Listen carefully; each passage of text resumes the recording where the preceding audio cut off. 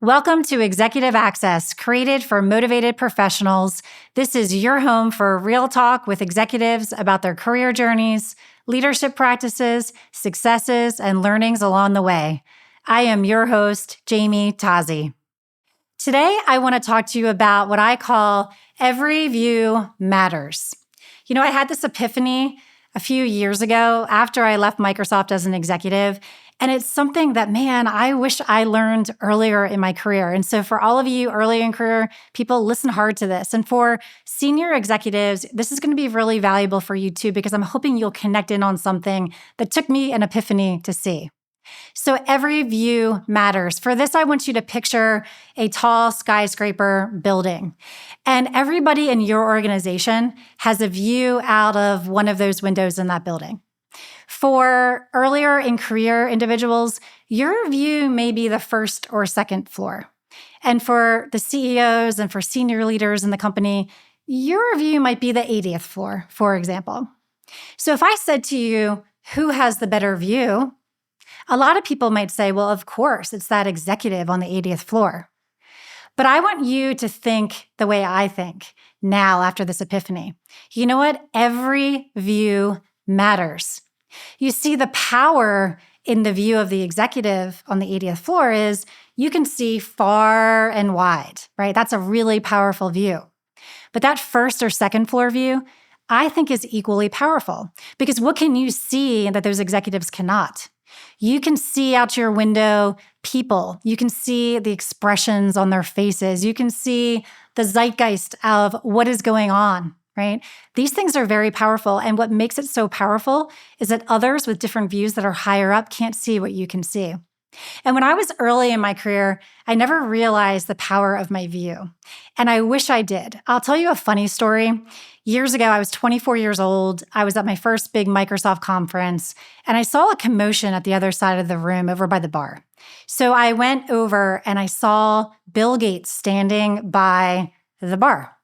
And people were walking up to him. They would walk up to him and they would stand next to him, and a friend would take their picture and then they would walk away. It was almost like they were treating him like a cardboard cutout. And I thought to myself, oh, that's terrible. They're not even saying hello to him. They're just walking up to get a picture.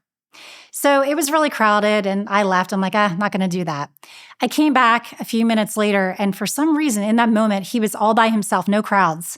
So before I could even think about it, I walked up to him and I stuck my hand out and I said, "Hi, Bill, I'm Jamie Tazi." And he said, "Hello, where do you work?" And I said, "Washington, D.C. office."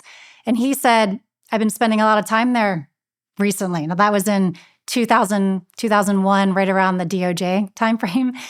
And then my mind went blank. I had absolutely nothing to say to him. And so I simply said, "Okay, great to meet you." And I left, and I didn't even get a picture. Okay, so it's sort of a funny, silly story. But if I had recognized the power of my view, I might have shared something about an insight that, from talking to literally 30 customers a day, because I was dialing a bunch of customers, I could have shared an insight, something that he just wasn't seeing those days because he had a very different view out his window.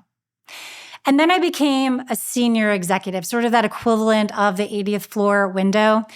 And while I did have a much broader perspective, I was in charge of strategic thinking and I had so many more experiences to glean from, I realized that I craved that first or second floor view because the nature of my job did not let me get that view. And so I realized that I was missing something, some equation, some insight that would help me become a better leader.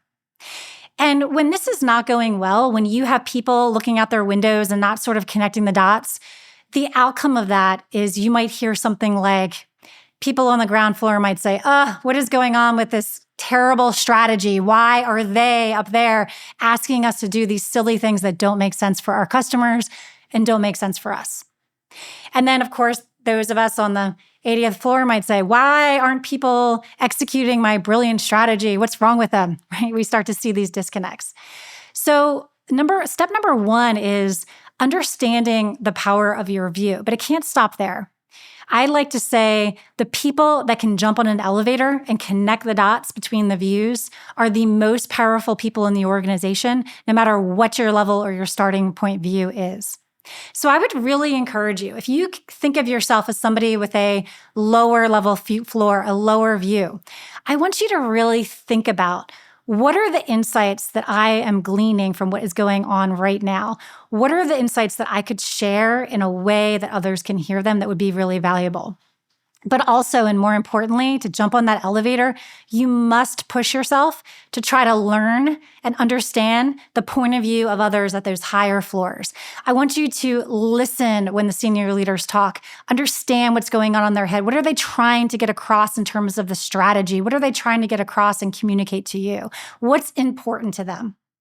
Because when you understand that, and then you can connect that to what you're seeing on the ground floor, you can start bringing insights that look like, hey, I know we're trying to accomplish this, senior executive. Here's what I'm hearing. Might I recommend a slight tweak in the way we engage so that we can achieve this vision? And then senior executives, you need to get on the elevator as well. You need to purposefully seek out those insights that you just can't get if you just go about your day and your normal day-to-day work. I used to go to visit my team in the field. I was a sales leader, and I would ask a million questions. Sometimes my team, I think, would be like, wow, she's asking so many questions. And then I would ask another question and a deeper question. I wanted to understand and pull out those insights.